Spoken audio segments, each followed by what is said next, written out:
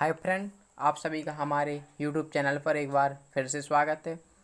आज हम आपके लिए लेकर आए हैं डिक्टेशन 80 वर्ड पर मिनट की, जिसमें कुल 400 शब्द रहेंगे। यह डिक्टेशन चलेगी सिर्फ 5 मिनट तक। आप लोग तैयार रहें और डिक्टेशन स्टार्ट होगी 10 सेकंड बाद। Ready, start.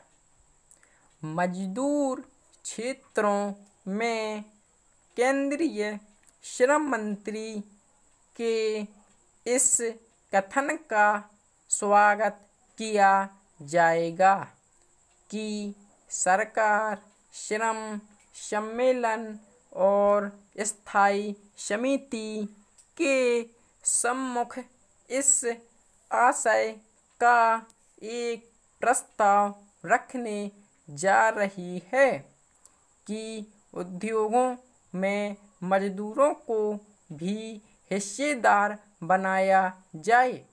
भारत एक लोकतांत्रिक समाजवादी देश है। वह समानता और शोषण से मुक्ति के सिद्धांत में विश्वास करता है। इसलिए यदि इस प्रस्ताव को स्वीकार कर लिया जाता है और उसके अनुसार औद्योगिक नीति का गठन किया जाता है, तो इससे अधिक अच्छी और क्या बात हो सकती है।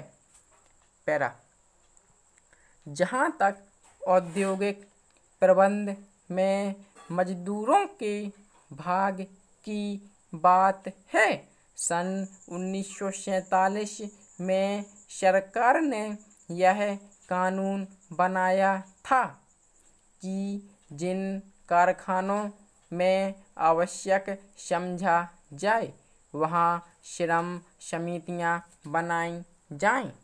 इसके पीछे उद्देश्य यह था कि ऐसे सुझाव दे सकें जिनसे मालिकों और मजदूरों में अधिकाधिक सहयोग हो सके।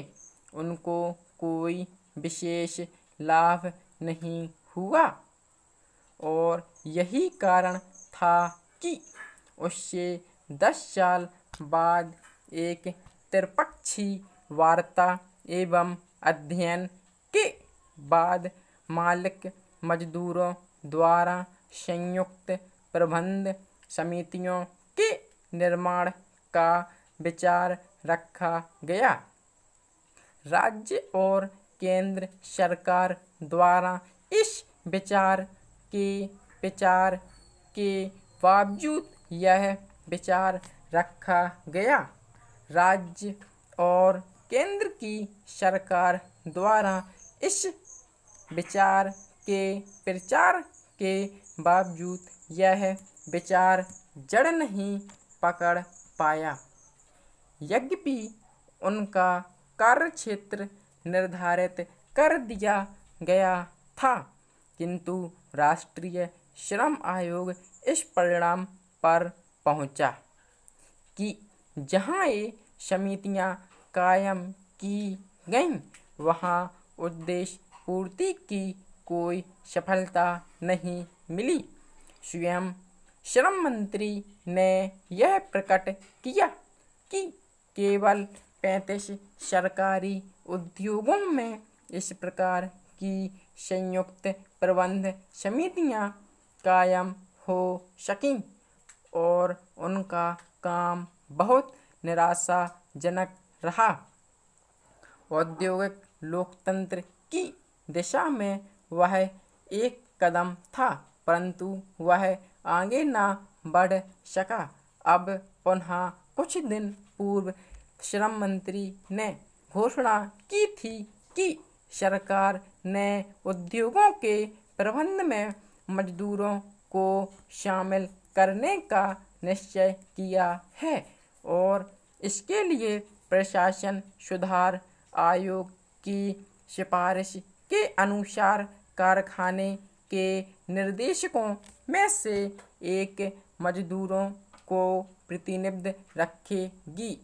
अब उन्होंने श्रम मंत्रालय के बजट अनुदान पर हुई बहस का जवाब देते हुए न केवल यह बात दोहराई है, अपितु यह भी संकेत भी दिया है कि उद्योगों में मजदूरों की हिस्सेदारी की योजना भी सरकार के दिमाग में है।